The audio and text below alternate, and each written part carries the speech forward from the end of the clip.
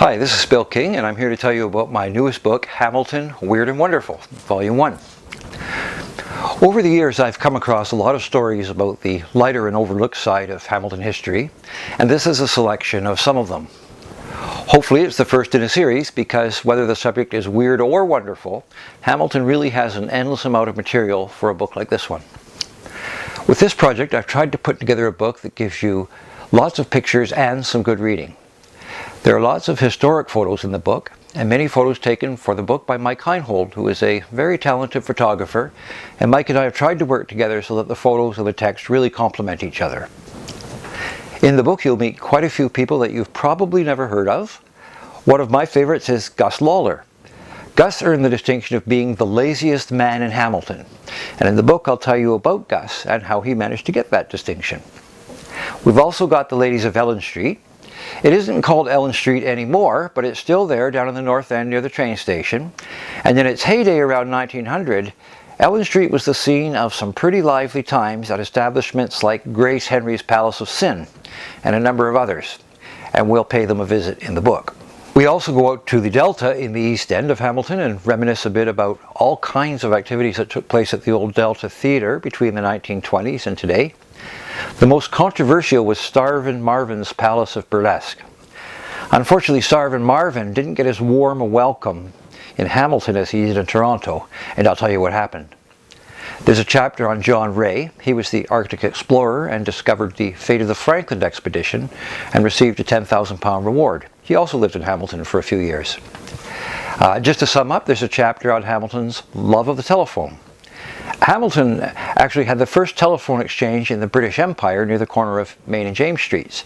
And you may not know this, but Hamiltonians were also once the most telephone talkative people in Canada. Actually, that's probably still true. And there were quite a few other things in the book. One more that I wanted to get into particularly was the memorial to the United Empire Loyalists in the courthouse square. When I took a closer look at the statue for the book, I was really struck by what a great piece of artwork it really is.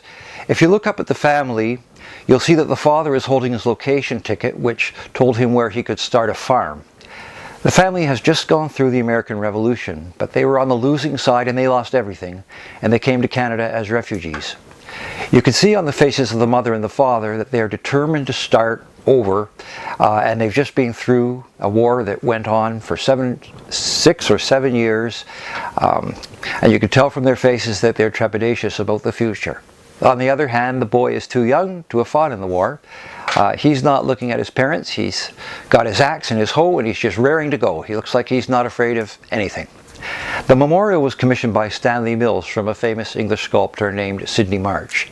It cost a fortune, but Mills paid for it and donated it to the people of Hamilton in 1929, and it was even featured on a Canadian stamp in 1934. You can see that the stamp also honors the Mohawks of the Five Nations because, of course, many Native Americans became Loyalists as well.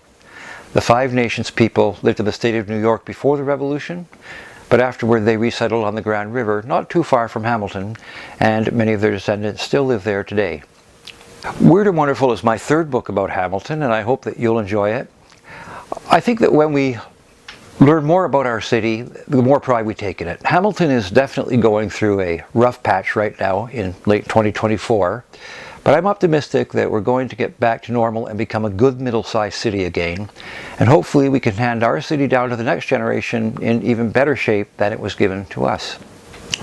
You can order a copy of Hamilton Weird and Wonderful online at attawa.ca, that's ATTAWA.ca. The price is $20 and the publication date is November 20th, 2024.